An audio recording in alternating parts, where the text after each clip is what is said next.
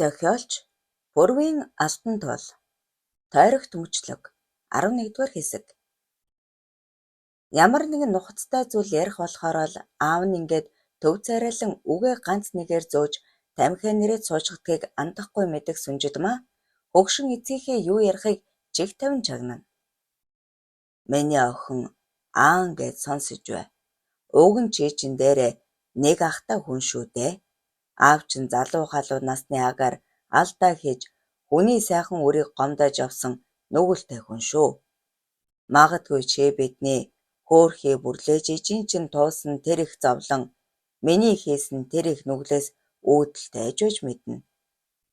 Би мах цусны тасархай төрсөн үрээ хайж өнгө зүсний сайхан давтан ээжтэй чин хайлаж зуусан нүгэлтэй хүн.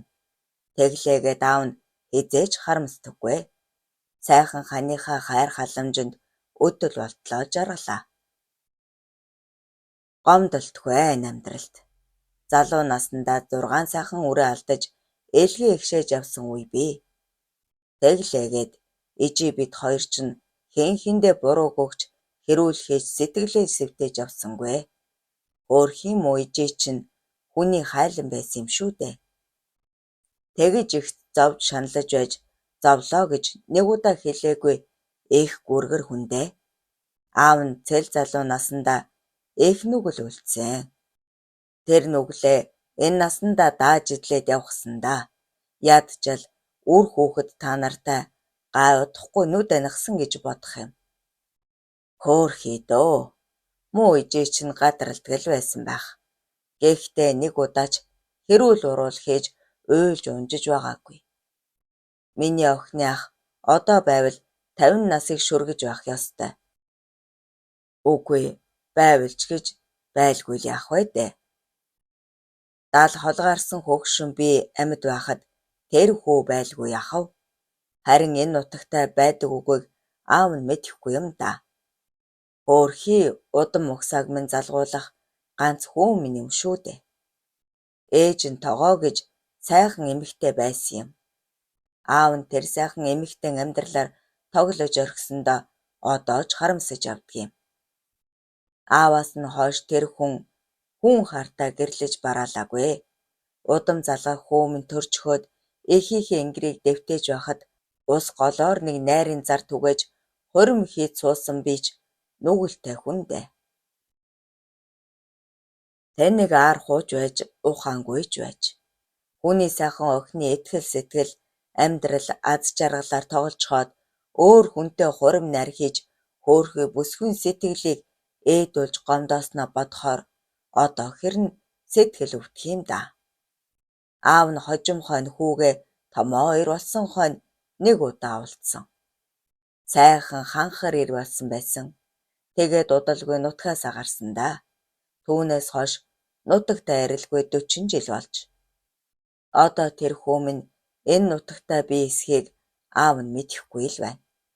Хөөрхий хүүгийн минь ээж амьд эсхийг ч мэдэхгүй юм. Гэхдээ аав нь цаг дулаарахаар зуншлага эхлэхээр амьдарч байсан сумын төвдөө нэг очноо. Хүүгийнхээ сургыг гаргаж магадгүй гэж бодох юм. Та нарыгаа хооронд нь танилцуулж орхивол хөгшин миний сэтгэл амрах гээд байна.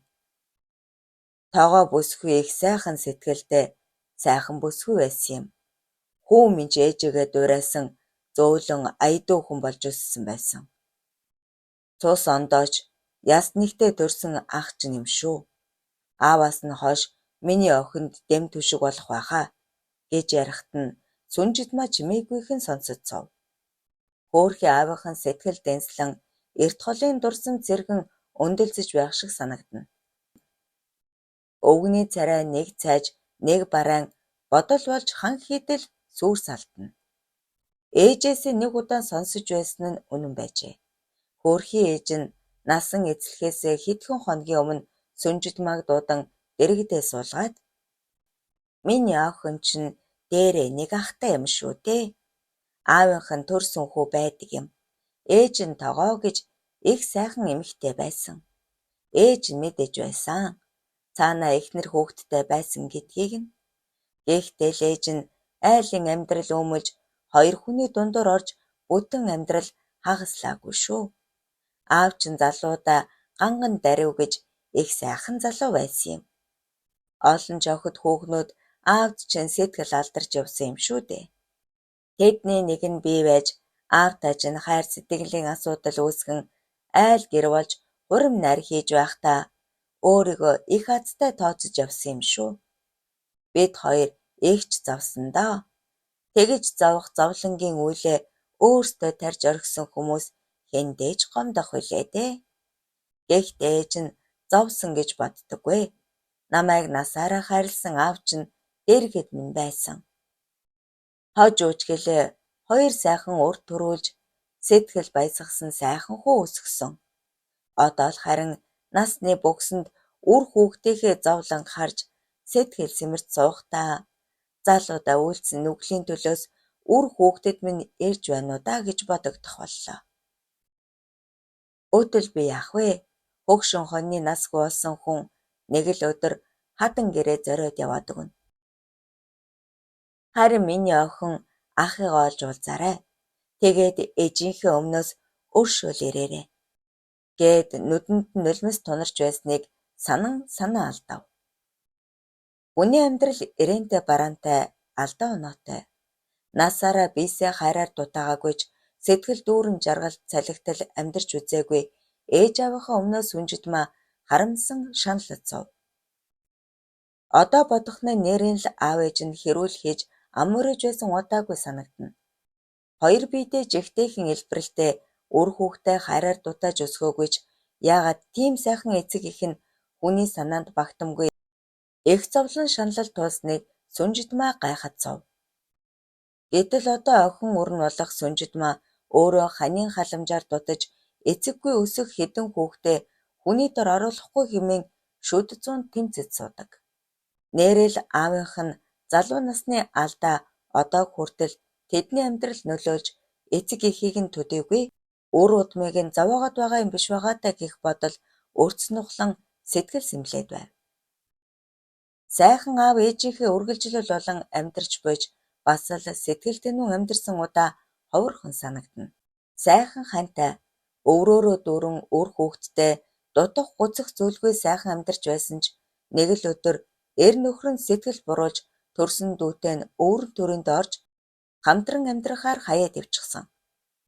Нэг ихийн хөвлөгөөс цувран төрөөгүйч нэг гэрт өсөж нэг эцэг ихийн өрс болж өссөн сайхан дүү нь бас л жаргал гэжиг үзэлгүй цэл залуухан насандаа хорвоогоос халж утсан. Нутагтаа үлдсэн цор ганц дүү нь хүн гэхэд дэндүү харгас адгууслаг нэгэн болж буйд сүнжидмаагийн сэтгэл зовно. Эр нөхрөө булаалаа гэд сүнжидмаа дүүдээ гомдоогүй. Хань нөхөр нь үгүй болж гансарч ганцхан эмэгтэй хүн хайр халамж өгүүлээд л эгчийнхээ нөхөртөө ороолдоо байлгүй гэж сэтгэл дотроо мянгантай цайлган бодсон бас уучлсан. Гагцхүү хэдэн хүүхдийнх нь амжиргааг тасалдуулж хэлэхгүйгээр харааж зөвхөн эц сүлд нь эрлэгт хөтлсөнд гомдож цөхөрч байв. Бас насан өтөл эцэгтэй чадахгүй л гэж амнасаар нь тоглох гэж байсанд гомдно. Хусовч үл арилах ясан төрөл, урсовч үл дуусах цусан төрөл гэдэггүйсэн билүү. Гэтэл ягаад төрсөн эгч эцэг ихээж хайрлахгүй харамай бодож хараал хийж чаддаг байна. Ер нь ягаад дарив дулмаа гэдэг хоёр хүний удам угсаа болж төрсөн үрс бид чинь бас үргэлжлүүлэн зовх тавилантай юм бэ. Залуу наснда хүн алдчил байдаг, онжил байдаг. Хийсэн алдаанаасаа суралцж дахиад алдахгүй хичээж амьдрдаггүй гэж юу? Дөнгөж амьдрал эхлэж буй эрен байтугай эрүү толгойж салдаг шүү дээ. Хэдийгээр төрсөн үрээ хайрлаагүй ч гэлээ ийм их зовлон туулж цаашдын үр удамдаа тийм айхтар зовлонгийн өдийг нээчихсэн гэж юу? Аавынхаа яриаг сонсон өнгөрөөснийг бодож суусан сүнжидмаа дотроо ийн уулгалаж байв. Өнгөрснийг бодон шаналж суугаа аавыгаа харж өрөвдсөн сүнжидмаа дулаан орохоор муу аавыгаа төрсөн нутагт нь сумын төвд аваачиж сэтгэлийг нь амраая да. Миний ах гэгдээд байгаа тэр хүн байдаг бол уулзуулж өдий хүртэл санаж бэтгэрсэн сэтгэлийг нь нэг дэвтээдээ гэж бодсоор суулаа. Хөөхтөлд хөөби тал толгой далбан хар сүнснүүдийн эрчмийг хуралдуулж тэдний дээд эзэн болохын тулд 3 эрдмийг эзэмших ёстой. Хараалын хар шид, домын хар шид, тарины хар шидийг бүрэн гүйцэд эзэмшиж байж тэр хар сүнс, хар тэрэнгийн дээд эзэн болж орчлон хорвоог эзэгнэхэн лус авдгийг эрхшээлдээ оруулж нэгэн цагт эзэн нь байж толгой дээр нь залардаг асан хүмүүн төрлөختнийг өөрийн эзэмшилд бүрэн оруулж доод дунд завсрын ертөнцийг эрхшэн захирах чадалтай болно. Тэр 3 эрдмийг сурснаар дээд тэнгэрээс хүмүүний ертөнцид улаачлан буух мөнх тэнгэрийн онгодтой энэ тэнцүү тэмцэлдэх хүчтэй болно. Мөн тэр 3 эрдмийг сурснаар хүн төрлөختөн бүрэн эрхшээж захиран суух болно. Хөөхтөлд хөөбид тал толгой далбан хүний махан биеийг бүрэн эзэмдэж амин сүнсийг нь захиран сууж мөнөөх 3 эрдмээ бүрэн дүүрэн эзэмшихийн тулд эрт эдүгээс өнөөх хүртэл хүн төрлөختний эрдэм чадалт худагт хуйлгаад онгод тэнгэртэй удгад зайрангуудын хар сүнс, хар тэрэн даран устгасан үүх түүхүүдийг судлан тэдний булш бунхнаар хэсүүжилж өөрт хэрэг болох мэдээллүүдийг цуглуулж байна. Хөөхтөлд хөөбид тал толгой далбан хараалын хар шидийг бүрэн эзэмшиж, домын хар шидээс суралцаж, харин тарины хар шидэд хараахан нэвтэрч чадаагүй бай. Гэсэн ч өдөр хоног урсан өнгөрөх тусам улам хүчрхэгжиж, хүүгийн бие өсч томрон ухаан тэлэх тусам түүний мэдлэг зузаарч байлаа. Домын хар шидэнд бүрэн дүүрэн нэвтрэхийн тулд түүнд амьд ахуй цагтаа дом хараал хийдэг байсан хар сүнс хэрэгтэй. Гэтэл түүнд яг хэрэгтэй дарим эмгэгний хар сүнс завсрын ертөнцид оршин буйж, дээд удмын өвгөдийн хамгаалалт хар сүнсийг олзлоход саад болоод байв. Гэвч хөөхтөлд хөөбид тал толгой далбан хамгаалтыг сэтлэх арга сам эрэлхийлж эмгэгний сүнсийг олзлоход тунд өгөж байлаа. Альбанд бүхий л бие эзэмдүүлсэн тээрэм хүү гэртээ тогтохгүй хээр хөдөөгөр тэнэж булшуухан эргэн хүн тавьдаг газраар явж өөд болсон бөө удахад лам хуургуудын булшийг тойрон эргэж сонин содон нүдэн тусгаар хэлбэр хийцтэй шашны эд агуурс бөөгийн хэрэглэл зэргийг цуглуулна. Заримдаа дэггүйтэн өөд болсон хүний өгшөрж хувхаарсан яс сэлтийг авчирч айл амьтны ойролцоо тавьж амьтан хүн айлгаж ичээнэ. Хүүгийн хаагуур явах юу хийх нь ээж сүглэгмаад нь төдийлөн сонирхолтой бус. Хүүдээ санаа тавьж сүйд болдоггүй хэрнээ хэн нэгэн хүүгийнхэн талаар хов хүргвэл хүүгийнх нь түмэн буруу байсан ч өмөөрч хов хүргэж ирсэн хүнтэй хэрүүл үүсгэж элдвэр хэлж хараач зүхнэ. Нутгийн хүүхдүүд тэрмээс аль болох зүгтэн нүүр тулахгүй хичээвч ганц нэгээр хонь малаа хариулж яваа аргал түлш ус зөөж яваа хүүхдүүдийг харсан даруйда тэрэм давхин очиж элдвэр хоргоон шоглох нь нутгийн зон олонд үнэндээ л тэртээ хэцүү байв. Нялх үрсээ тэрмээс хамгаалахын тулд хүмүүс аль болох ганц хоёроор нь явуулахгүй байхыг хичээж хараа хяналтандаа байлгахыг чухавчлавч хөдөөний амьдрал хэцүү хонь нэг л мэдхэд тэрэм хүүгийн шоглоон болгож орхиод амаа барин харамсдаг байв. Аймгийн заан цолтой нутагтаа нэр хүндтэй хүдэр бадрээр цоодол 4 охин ганц хүүтэй. Голомт залгах ганц хүн аав ээжийнхээ амин эрдэнэ болон отхолж ирсэнд цоодол арслан жигтэйхэн баяртай байж ганц хүүгээ амнаасаа илүү хайрлана.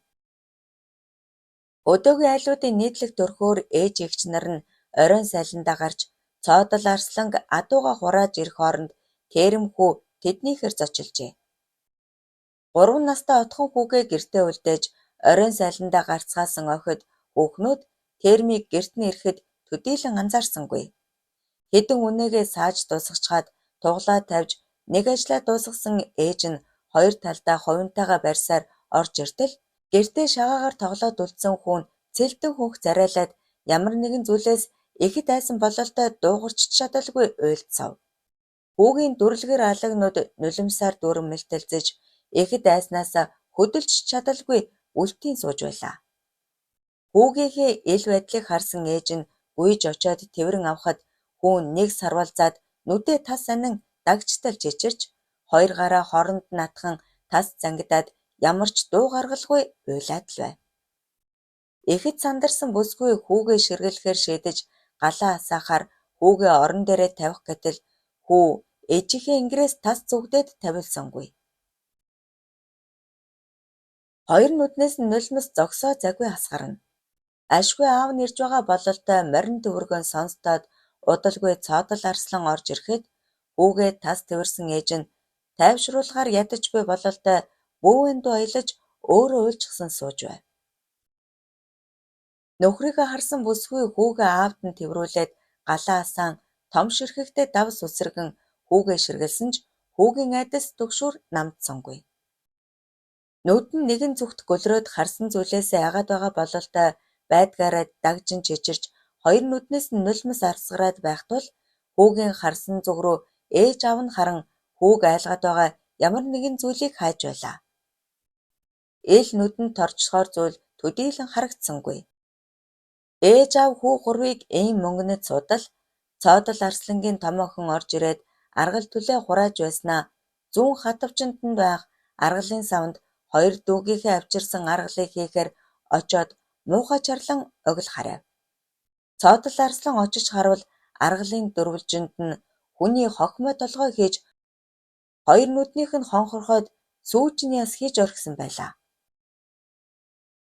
Хүүн түүнээс айц цочсныг ухаарсан аав нь гэрт нь хүн ирсэн эсхийг л авлахад оройн сайланд гарсан ээж охид төдийлөн анзаараагүйгээ хэлэв. Хэн ийм зүйл хийж болохыг эхнэртэйгээ ярилцсан цоодол арслан хоёр сайхалтын хэрд нутаглаж буй сүглэгмаагийн хүү термэс өөр хинж ийм бузрын зүйл хийхгүйг ойлгоод гарч давхив. Давхисаар гэрийнх нь гадаа очиж нохоо хорио гэвэл гэрээс хүн гарч ирсэнгүй. Том халтар нохоо залхуу даяа бөв хууцнаа гэр тойрон яваад өгөхөд цоодол мориноосоо бууж морио аргамжаад гэрт нь шуудхан яваад орчихов. Тэднийх оройн хоолоо идэж байгаа бололтой гурвал ширээ тойрон суужээ. Шуудхан гэрт нь орсон цоодол үгийн солиогүй тэрэм хүүг заамдан босгоод цохиод унагчхав. Сүнжидмаа муухай хашгирсаар хойноос нь ирж зүүгдэхэд эхэд дууралсан цоодол арслан бүсгүйг хойноосоо авч шидээд ташуураараа чижлэн муухаар тэрэнгүүд та нар манаа нутагт ирснээс хойш бид өөдийн нар харахаа боллоо. Чи юм уу бяцхан чөтгөр яах гэж манад очиж гэмгүй хөөг минь айлгсан юм гэж зандрахад газар шигдэн нуруугаараа унсан тэрэм зэвүүн муухайгаар мушин инээмсэглэв. Цаанаал нэг хорсол зэвүүцэл дүүрэн галтганах термийн хурц харцыг харсан цоодлын ар нуруугаар хуйдтан могоо гулсах шиг санагдана. Муу навш чи миний гэрт дайрж орж ирээд хүн зоддог хин бэ? Чиний мөнхүү айлаа гэд яадгийм? Хогчин шүү. 7 үеэр чинь дов шороон дагуур болж орхин шүү. Сүглэгмаа цахирдсан муухай хоолоогоор хашгиран хараана. Цоодол арслан сүглэгмаа барьж ирсэн ташуураараа гурвантай ороолгож орхиод хамар амнаас нь цус цадран үүдэн шүдэн хугарсан харагдана. Зэвүүн муухайгаар харан мушин хэвдэх термийг шүүрч аваад хоёр алгадаж орхисон арслангаас эхнэр хүүхдээ өмөөрсөн дорж ханцүй шамлан дарахад дүүгэрдэж унгаад мөн хэдэнтэй дэлсэж орхив. Термийн хамраас цус гарч толгой нь хагарч сүглэгмаагийн үүдэн хоёр шүд нь хугарч дорж бэбис нь доожуугүй амтан үүдний хажууд хэвтэнэ. Цочмог түргэн уурандаа сүглэгмаагийн давхин ирж их хүү хоёрыг зодсныхоо дараа нутгийнхны яриаг санан гэмшсэн ч нэгэнт бүх зүйл болоод өнгөрсөн тул цоодол арслан давхиуд дундаа түй муу зүйл 7 улын цаагуур дов шорооны доогуур далд ор гэж гурвантай нулимаад давхин одов. Зөв зүгээр сэргэлэн цаваа ганц хүн тэр өдрөөс хойш юм л бол дав дэвхийн цодсон нэгэн болон хувирч хамгийн гол нь юу ч ярьж чадхаа болон хаа хамаагүй эв хавгүй аваа гаргах болсонд эцэг эхийнхэн санаан зовнин хүүгээ авч төв бараадан эмнэлэг домлогт үзүүлэхээр ярилцаж байв. Дөрвөн охиноо бас л үлдээгээд явчихаж төвдсөнгүй. Байхгүй хоогуур нь их хүү хоёр чөтгөр ирээд яаж ч хорлцох юм билээ гэж бас ярилцсан. Дүүн ирсэн ч тэд төв бараадаж чадсангүй. Зүгээр байсан цоодлын бие гинэтхэн муудаж өөрөө явж чадхаа болж хүнээр түшүүлэн арайхийн өндөйдөг болж хоолноос гарan цусаар өгж бөөлжих болов.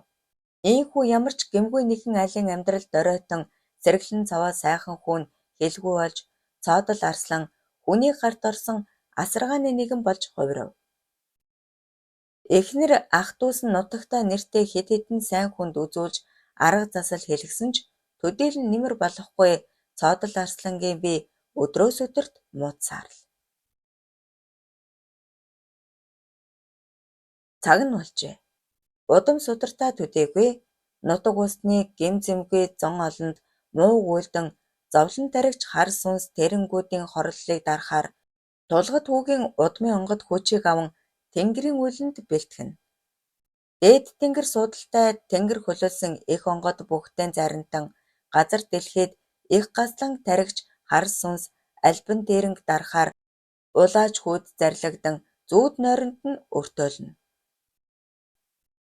Их онгод бүхтэн зарингийн зүүд нойронд нь дамжуулан хэлсэн их гүйцээхээр тулгад хүү алсын замд гарахаар зэхэж эхлэв.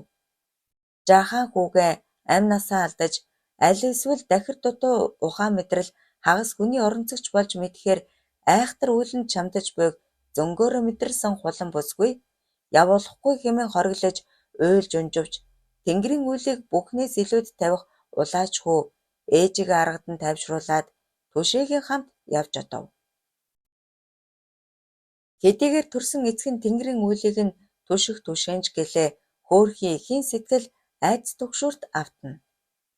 Хүүгийнхээ хоноос цагаан сүнийхээ дээжээ өргөж хоцорсон их аль болох мууг бодохгүй хижээн нулимсаа төвчж зогсно.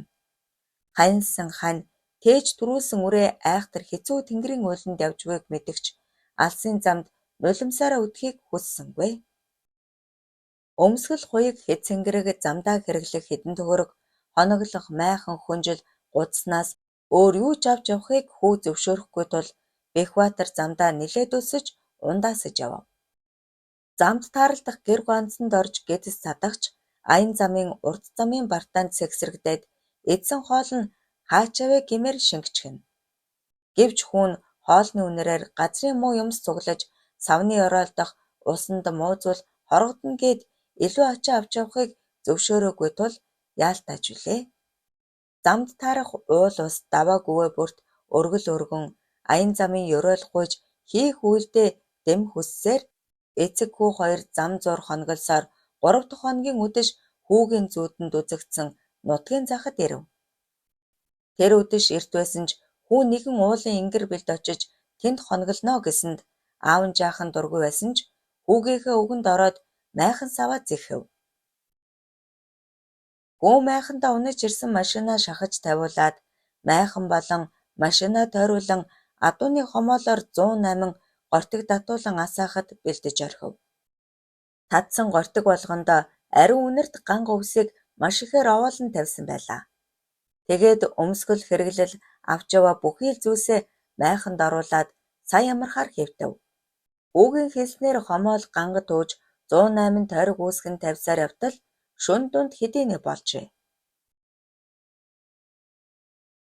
Бэхбаатар нойрмолоод эхлэвөө үгүй юу элдэв чимээ сонстон майхан тойрон хүн явах хин нэгэн эмэгтэй мэгшин уйлах тэгснээ зэвүү муухагаар тажигнтал хөхрөх эрэгтэй хүний сөнгөцөн хахир хоолоогоор шивнэг шахам ярих нялх хүүхдийн уйлах зэрэг урд өмнө нь сонсож мэдэрч үзээгүй ад сэтгэрийн гимээр элдэв зүйл сонсдож нуруугаар нь хүйд дан бийж их үзнэ.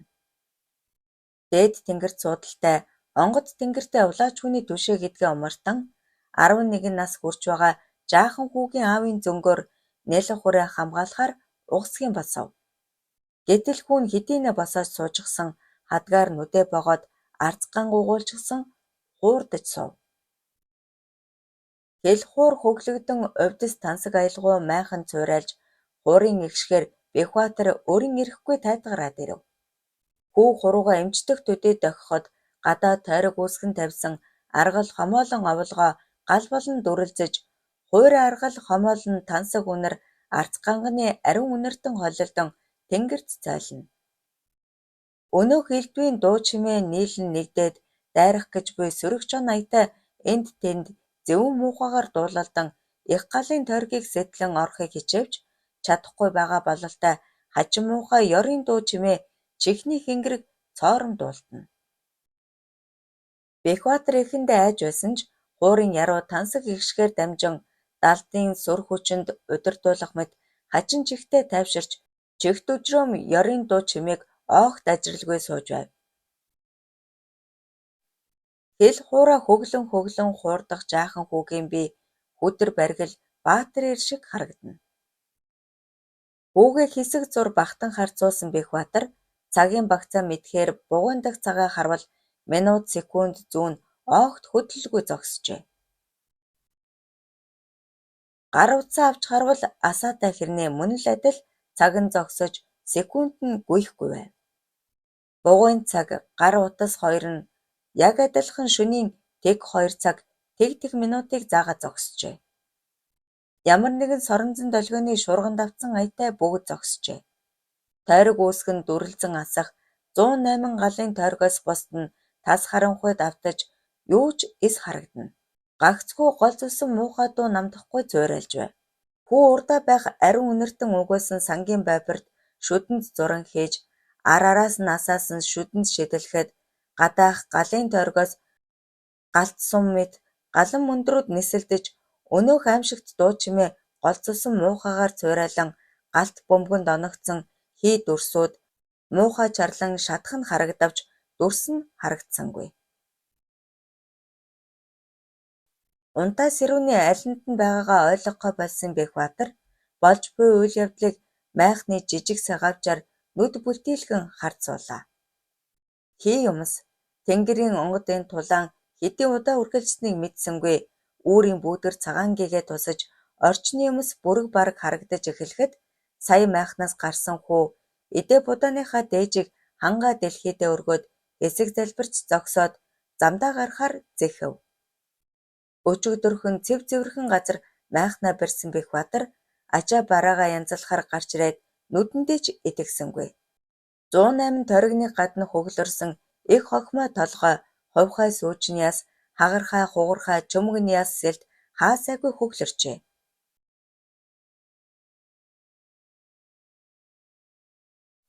Хүү тэдний хурцээрээ хамж цуглуулад нэг их болгоод шатааж орхиход хамгийн эцсийн хүчээ шавхах мэт гастлал ганихралын дуун цуурайтаад чимээ тасрав.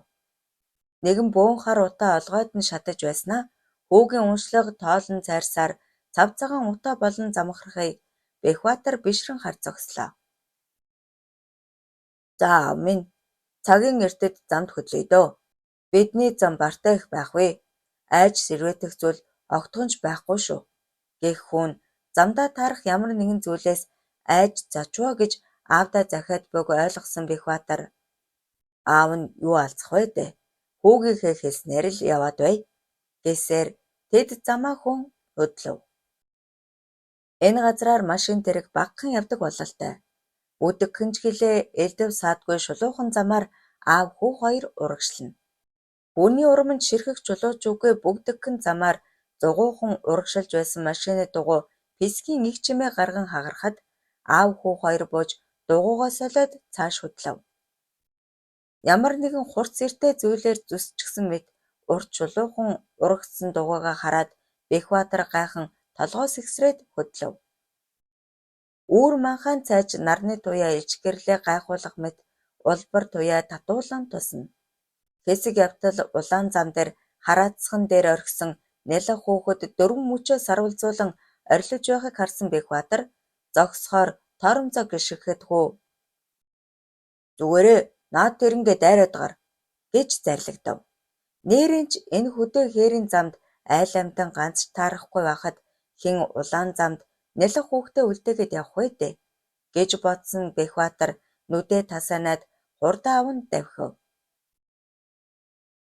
Хэдий хий хоосон сүнс чөтгөрч гэлээ нялх хүүхэд дайраад гарахыг хүссэнгүй. Хэсэг яваад нүдээ нээсэн Бэхбаатар айсандаа золтоол орилсонгүй.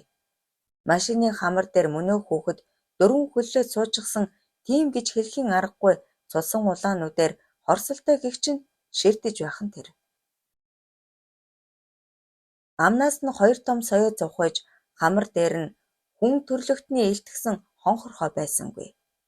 Хүү амандаа ямар нэгийг үглээд тургиж орхиход мөнөөхөн ад зэтгэр сарних мэт алга болов. Хүн босоор өнөө шөнийх шиг бас саяны харсан шигээ адал явдалтай учрах нь битгий хэл зүүдэлж яваагүй Бэхбаатар тэнгэр онгодтой хүүгээрээ бас удмын дээдсээрээ багтан бахархаж явлаа. Хэсэг дуугүй явсан хүү энэ юу ч биш ээ, дөнгөж эхэлнэ. Цаашид эннээс ч илүү бэрх зүйлтэй нүур туландаа хоёулаа гэж аавдаа анхааруулах мэт хэлнэ. Аава, та дандаа дуулдаг өнөөхгой дуугаа дуулаач хоолын замд хямар сэргээд сайхан байдгийм. Бэхбаатар хоолой заснаа дуулж эхлэв. Дөрвөн настай халиунэ, дөрөөжигээд дэргүүлнэ айхөө. Дөрвөлжин харагдах арнэ, дөтөлсөн амаргийн бараа юу да. Таваар тавьсан гэзгээрээ талын бутууч шиг саглаанаа айхөө. Тавлагнаа харагдах бараанэ, танилцсан амаргийн бараа юу дээ. Дөрвөн настай халиунэ, дөрөөжигээд дэргүүлнэ айхөө. Бараа юу зээ. Эрдүү цээл хоолоогоор шуранхай гадаан дуулсан Бэхбаатар хүүн дууг ихэд дуртай чагнаархан сонсож байгааг хараад аав нь хүүдээ энэ дууны домгийг ярьж өгөх үү гэхэд хүү дуртайя толгой дахив. Дээхэн үед Сэцэн хаан аймгийн Давангийн хушуу буюу одоогийн Дорнод аймгийн Халах гол сумын Уйр нуурын баруун урд хаваар нутгалдаг Гандан байлгэгч олон хамжлаг ардтай харгас ноён байжээ. Түүний баг хатан алимаа эрэх дураараа ааштай өөртөө таалагдаагүй хүнийг ноёндоо ховлож шадархя хожгор бүр үгээгч догшин ирээр зодуулдаг харгас нэгэн байв. Нэг удаа алимаа ажил муу хэлээгээд давхар биетэй аягч бүсгүй сөрөнгө зодож тамлахад бээлийн хамжлаг Барамсаа Сэрэтэр гэдэг хүн тамлагдан үхэхийн даваан дээр буй сөрөнгө өмөрж шадархя пүрвтэй тэмцжээ. Ингээд баригдан тамлагдахын даваан дээр Ванзайн Доноо хэмээх хамт адуу малладаг нөхрийнхөө тусламжтайгаар Бээл ноёны алдарт хүлэг 4 настай борыг хулгаалan унаад нутгаас агаар нь зогтжээ. Өөр нутагт амь хорогдож байхдаа хаяа нутгийнхаа зүүн талаар ирж алсаас ширтгэхэд Уйр нуурын зүүн урд байрлах Гансар хэмээх халахын 4 сум дөрвөлжин үзэгдэхэд нутаг орноо санан мөрөөдөж эндүг зохиос юм гинлээ л дээ. Аав хүү хоёр дуудуулан домог хуучлан давхиж явтал гэнэтхэн хэн нэгний хоёр гар машины цонхон дээр сарвалзаад далд ороход Бэхбаатарын дотор ардсхийн цочиж санамсар болгоомжгүй яваад хүн даржглаа гэж санан дотор нь палах хэв. Зүгээрээ аваа, замаа хараа зүгээр л яв. Та бид хоёрыг зогсоохоор хий битүүд хичээж л байг. Хүүгийн дуу эрдүү чанга хүдэр бадририйн шиг сонсноо. Хамаг биеийн жихүүцэн нуруугаар нь хүйд даасан Бэхбаатар хэсэг дуугүй давхив. Цонхоор нь сарвс хийгээд өнгөрсөнгаар нүдэнд нь харагдан зовоно. Аваа, өнөөх дугаа дахиад дуулаач. Их өрөвдөлтөй түүхтэй дуу юм аа. Бэхбаатар хүүгийн хүсэлтээр дахиад л хангинтал дуулав. Дотор нь бөглөрөөд байсан зүйл ховхрох мэт цээж уужран ухаан санаа нь сарвалсна. Саад бартаа үүгээр дуусаагүй бололтой.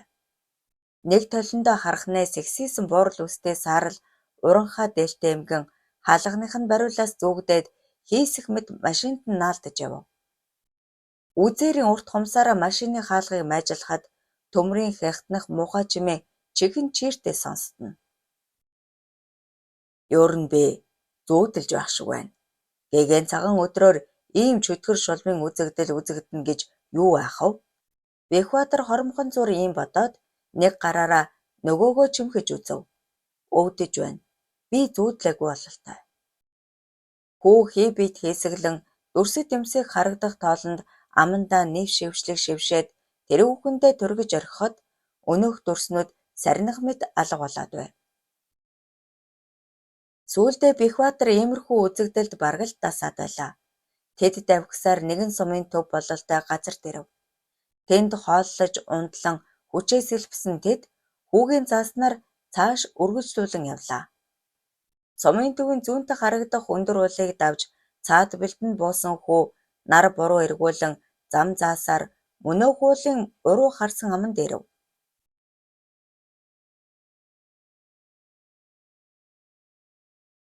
Өнөөдөр хоёулаа энд хоногноо.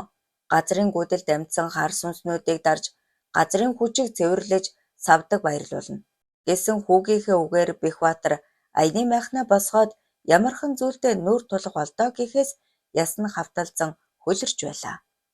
Гэсэн ч нэгэнт Тэнгэрийн улаачийн түшээ хэмээх эрхэм алдрыг хүртсэн хүний хувьд улаачийнхаа зааснаар бүхнийг бэлдэж эхэллээ.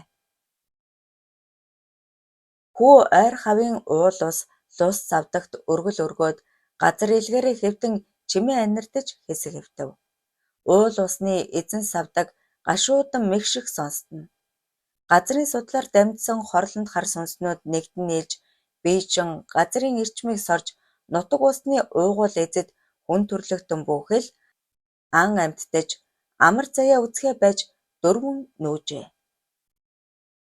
Өтгөн сагалгар моддын оройд сун өдөржин жиргэх шувууд мод дамжин дүүлэх хэрэм ойн хүчит буг согоо тэрч бүхэл өчүүхэн өд хорхоос хүртэл дөрвөн дайжиж сайхан нутаг нь хар сүнснүүдийн орогнох газар болж эзэн савдаг хүчээ алдан ховхорчээ. Өтгөн сагалгар модны дүрээр ойгоо хамгаалан оршдог өвгөн савдгийн салаа мөчр бүхэн хуухааран үндэс мөчр нь хуугарчээ. Савдаг ямар ч хүчгүй болж ургаа газартаа хадагдан уйлан гашуудахаас өөрийг хийж чадхаа байжээ. Хүү газар анирдан сонсоод босов.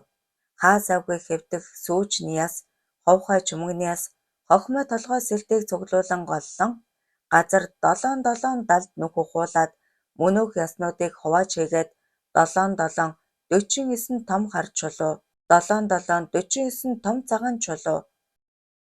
Асрыг аргал хомоол төш цуглуулад модны мөчрүүдийг үзүүрлэн урт жад мэд зүйл хийж мөнөөх жадныхаа үзүүрийг дээш харуулан бейсийг нь түшүүлэн тавьсаар асар том хэмжээтэй өндөр модон овоолго үүсгэж бэлдээд шөнө болтол амархаар майхандаа орж хажуулцгаав. Оюулахнаа хэрнээ асар их ажил амжуулж чадсан нь магадгүй Тэнгэрт итгэснийх буй за. Тогоо хөгшний бие нилээд чилээрхэх болсонд төвшин ээжигээ аваад хот бараадан дунд хүү Бэхбаатарын даа иржээ. Бэхбаатар хүүтэйгээ хөдөө явсан гээд хулан хүүхдүүдтэйгээ байв. Хулан нөхөр хүү хоёроо чухам яг ямар үйлэнд явсныг сайн мэдэхгүйж цаанаа сэтгэл төгшин өглөө бүр цай сөнийхээ дээжиг өргөнө. Тогоо хөгшин нэг л ядрангуй сөлдөө байх нь хүүхдүүдийн сэтгэлийг түгшээж улсын томоохон эмнэлгүүдийг түшиглэж ирсэн нь энэ байв. Нэг их айхтар өвчин хуучгээд байдаггүй хөгшин ээжийг авч хотод ирсэн төвшин хүүхдүүдийнхээ тусламжтайгаар аль сайхан гэсэн эмнэлгээр явж шаардлагатай бүхий л шинжилгээг өгсөн ч тэмгихээр өвчний онш гарсангүй. Үзүүлсэн эмч бүр хөгшнийг өдийн насны хүн гэхэд ануухнараа хөнгөн шингэн өвчин хууч байхтай байна гэж магтана. Цаанаасаа ядарч сүлдээд байгааг нь өндөр настай нь холбон тайлбарлаж хөгшинд ихэвчлэн дархлаа дэмжих хөнгөн эмчилгээ бичиж өгч байлаа. Хотод ирж хэдэн ач нарынхаа хайр халамжинд бөмбөрөх хөгшин аз жаргалаар бэлхэж байваа.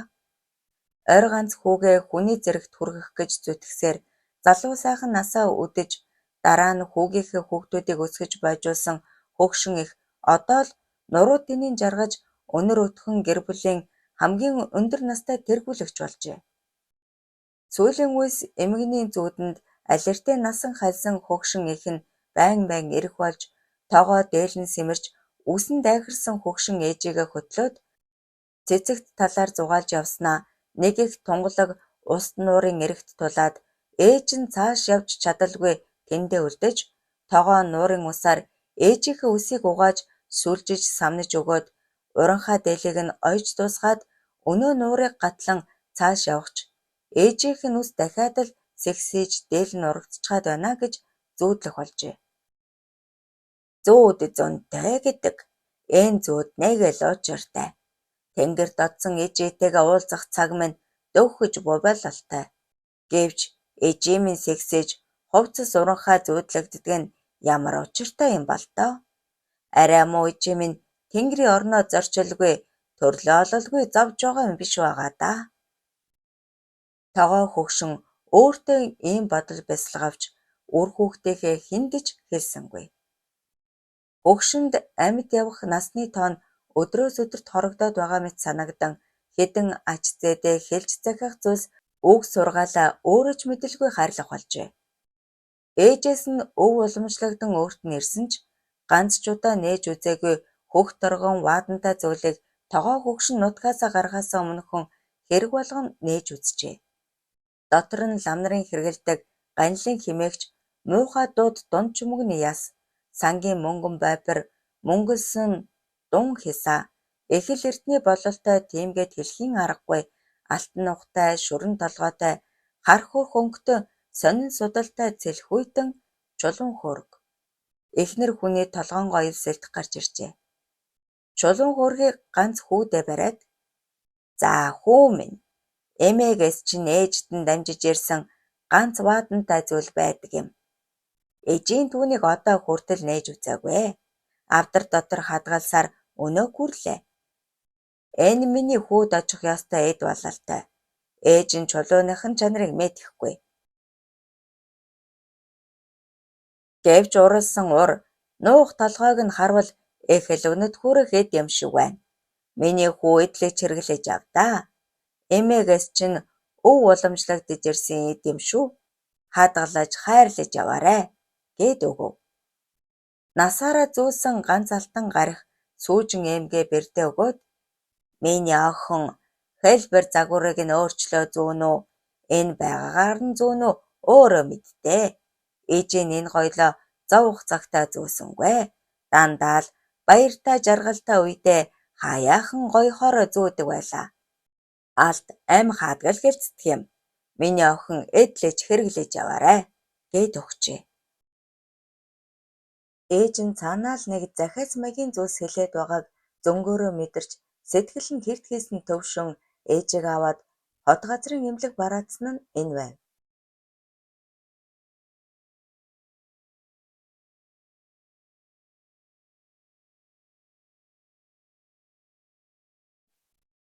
Ээжийнхээ хөх торгон ваадангаас гарч ирсэн ганилан, сангийн мөнгөн бойдор, дун хисаа, эмэгтэй хүний толгоон гоёлыг тогоо хөгшин ягаад ч юм 30 хүү тулгаттай өгөхөөр буцааж Нямбалан богоод авч гарчээ. Удмын онгодоо залсан бөө хүү тулгат нь бусад зүйлийг өвлөн авч үйлс бүтээлийг нь үргэлжлүүлэх ёстой гэж хөгшинд бодогдоод байв.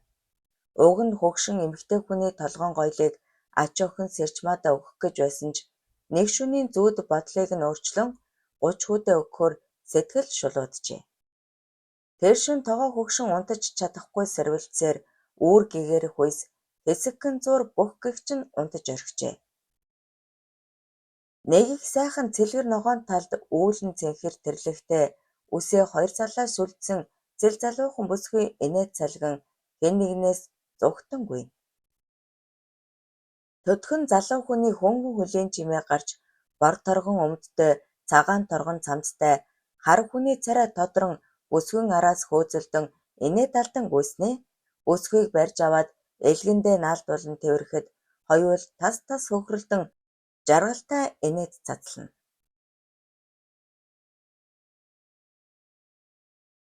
Хөх хөлтрөгт том цагаан гэрийн үүдэнд мөнгөн бүслүүр агаргууд сүү барин гарч ирээд сүүн цацал өргөнө.